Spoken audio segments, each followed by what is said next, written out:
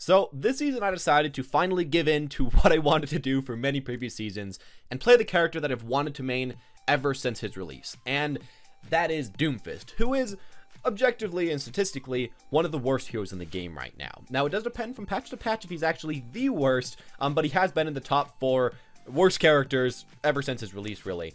And I want to talk about it today and kind of what's been going on with me playing Doomfist and kind of what it's like to main a hero that's one of the worst in the game as far as statistics go. Now I am going to say that you can do good with just about any hero in this game, and I'm going to also say that statistics shouldn't really matter way too much to you guys, and that's what I feel like is the most important thing to get out of this.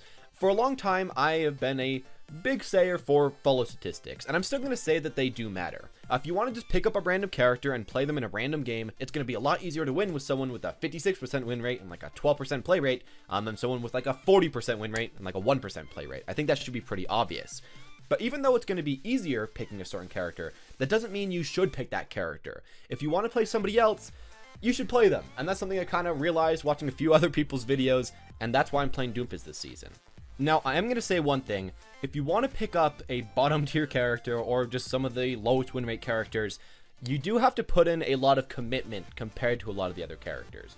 I think you can easily be a flex player playing all the best characters in the game and pretty much stay at whatever elo you are right now without way too much hassle. That's what I've been doing in the previous seasons when I got to Masters by grinding Zarya. I just started to play everybody else after that, and I could stay at Masters really without any trouble just by playing the top tier characters. But by picking one of the worst characters in the game, statistically, it became a little bit different.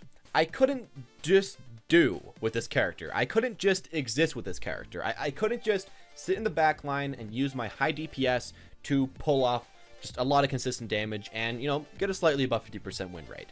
As Doomfist, you really have to go in there, and with a lot of these characters, you really kind of have to pop off, and that's one thing that makes them very scary to play, because if you aren't doing well one game, you are essentially doing absolutely nothing for your team, while if you are doing well, you can do some things that just other characters simply can't. I think as Doomfist, getting into the enemy backline, hitting that E, shoot, shift, and then bouncing out of there, it's just something that you don't see way too often, and I feel like maybe that's one of the things that makes playing these characters that aren't played way too much or played way too well so awesome when you see them played well. You see a lot of Genjis, you see a lot of Tracers, you get a nice Dragon Blade, well, whatever, I've seen a lot of those, but you get a Doomfist punch into shoot, into shift, into shoot, into ultimate, get 2 kills with that. It's just something that's unique with that character, and while I guess ranking wise there's no super big benefit of playing these characters in a lot of cases, for fun I feel like they can bring a lot, and I guess that's a good part about them as well. If you're doing really well as a character that you normally feel like isn't that great in the first place, can really boost your confidence in this game, make you take a lot of plays that you otherwise wouldn't, and actually make you practice the character a lot more. I probably practiced with Doomfist more than any other character I've played in a long time, because it feels like, yes, I have to be very good at this character, otherwise I'm going to be useless. And I guess Doomfist is probably one of the best examples, because he isn't like some of the other characters like Hanzo, where you could theoretically just stay in the backline and spam and hope for something. As Doomfist, you do have to get in there, learn how he plays, and learn how to play versus a lot of the other good characters. Now, one thing I'm going to say, though, about maining one of the heroes that isn't that great this season is that it isn't all roses and fun times, and, you know, you are still playing a character that genuinely has less damage than a lot of the other characters, has less potential to get elims than the other characters, because you can't tap that many people with Doomfist. As well, can't really pop off quite as well, doesn't synergize, and gets countered by quite a few of the better characters in the game. I don't feel like he's really countered way too much by like Pharah, because you can play against her on certain maps. People like Junkrat, people like Roadhog, people like McCree, it feels like you either need to 100% body them while they don't know where you are or with your team, or you're going to be kind of in trouble, and that can be not that fun to deal with, and I have had to deal with a lot of games with that happening. As well, with a lot of these characters, they are just kind of jank characters, where they have small hitboxes, such as the Mei Icicle, the Hanzo Arrow, and of course the Doomfist Punch. They have small hitboxes that are hard to hit, that aren't very consistent, and you do sometimes just have to get used to the fact that, you know, you can't be as pinpoint accurate as a McCree or as a Soldier, as even a Junkrat, I'd say, can be much more accurate than some of these characters. But even with that all in mind, I feel like there still is a lot of fun to be had with them, and I feel like there still is a lot of potential with these characters. while I don't feel, again, like anybody without experience with these characters should ever pick them up, like if you have less than 5 hours as any of the like top 5 worst characters, don't pick them up. If you do have some experience, I feel like they are completely playable. If you can figure out where to be on certain maps, you can do quite a bit for your team. I think the best example of this for myself was trying to learn how to play Volskaya with Doomfist. On the first point, of course, you just try to get some high ground right next to where the enemies have to jump in. You jump down, try to get a few picks, jump away. Not way too hard. However, the thing that I felt like was very difficult was the second point of Volskaya. Whatever I tried to do, it didn't really seem to work, and I kept getting this map over and over and over again as if, hey, learn this map and do better. And eventually I kind of figured out that maybe at the second point I shouldn't push on the left half because, you know, a lot of the times the opponents just kind of beat me there. Maybe I should instead camp on the right half of high ground where nobody really goes way too often. I can jump in a lot easier, it's a lot safer, not way too many people are going to be trying to counter me there, and once I started to do that, I started to do a lot better at the character. I feel like positioning is just very important to try to learn these characters, and once you try to learn it, and once you do learn it, it can just feel great because it makes you go from being almost, again, useless to your team to finally popping off, or at least to finally doing half decent. Now, I guess one thing I should mention about playing one of the worst characters in the game is that oftentimes you won't do that amazing, and oftentimes you might get discouraged with this character. But that's okay. There's still a lot to be learned about every single lost game, and I feel like I learn a lot more from my lost games. When I look at them, I look, hey, I shouldn't have gone in right there. That's very obvious when looking at it in hindsight.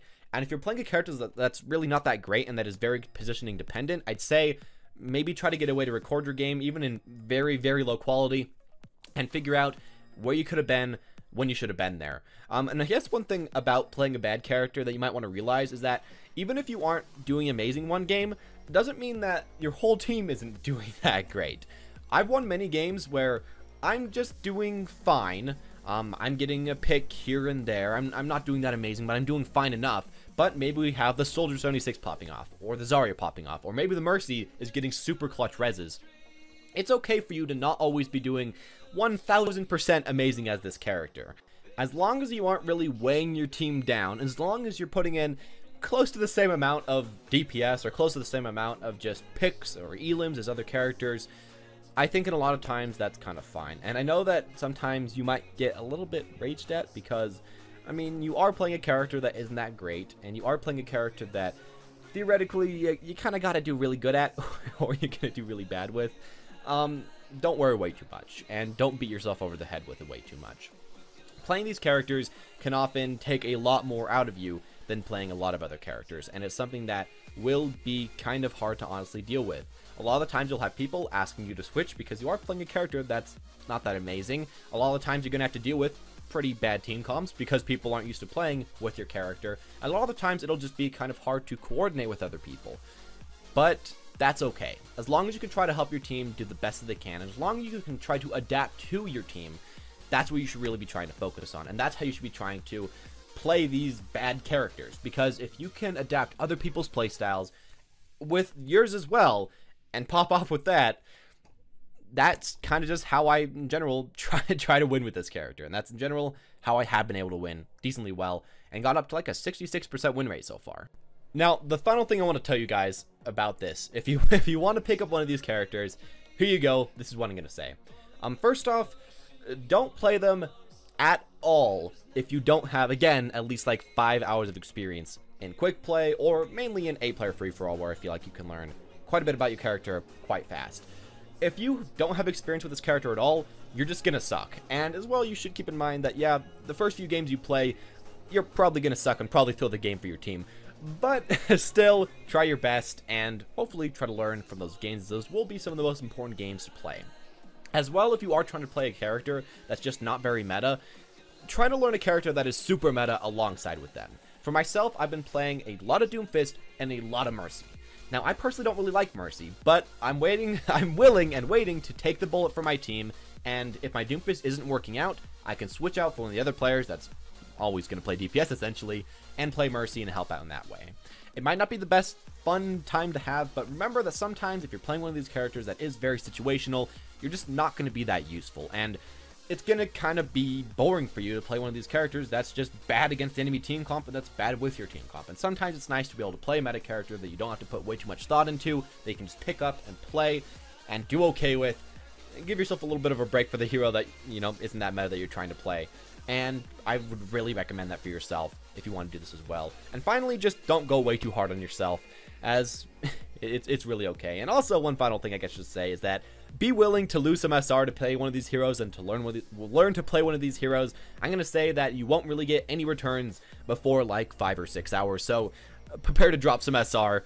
But still, try your best and try to learn as much as you can from those games where you're losing SR, so that later on you can gain SR and go up to where you'd really like to be with this character. Anyways, as always, guys, thank you all for watching. That's all I'm going to say. Just really talking about my experience with Doomfist this season, kind of how it's been going. I did play him, I guess, a little bit last season on my Smurf, but here we go with that. Anyways, as always, guys, thank you all for watching. Press the subscribe button if you want to see more stuff like this, or that notification button. And as always, guys, though, have a wonderful day.